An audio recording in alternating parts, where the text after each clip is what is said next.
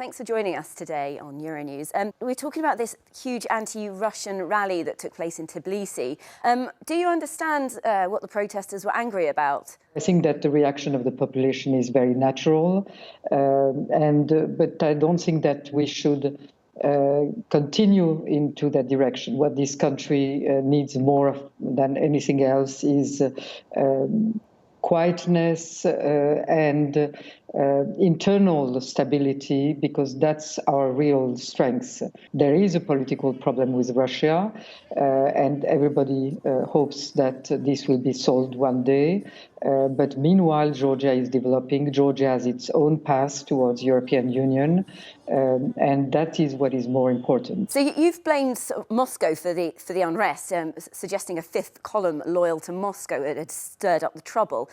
Can you sort of expand on that a little bit and explain your feelings?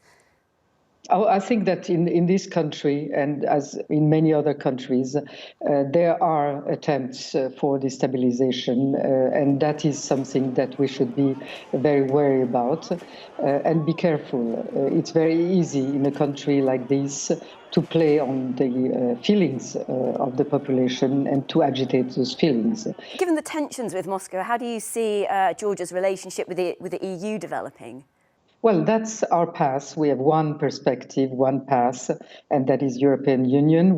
Tensions with Moscow have existed, but that has not prevented, for instance, 1.5 million tourists to come to this country without any incident between the population and those tourists. So what's your response to Vladimir Putin suspending flights to Georgia then?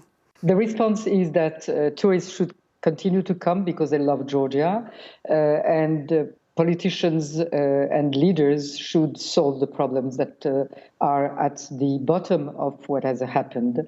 And solving these problems mean that we have to reunify Georgian territories. But that should not affect the tourists, should not affect the population, should not affect the peaceful situation that has prevailed in Georgia despite everything else. Briefly, what do you see as the next steps then? We should have de-escalation, because nobody needs, not Georgia, not the EU, nobody needs another point for tension in the region, in the wide region. So that is certainly not what Georgia is going to go for. And we will continue what we have been doing, which is answering with peaceful means to any attempts to create tensions. Thank you so much for talking to us today. Thank you very much.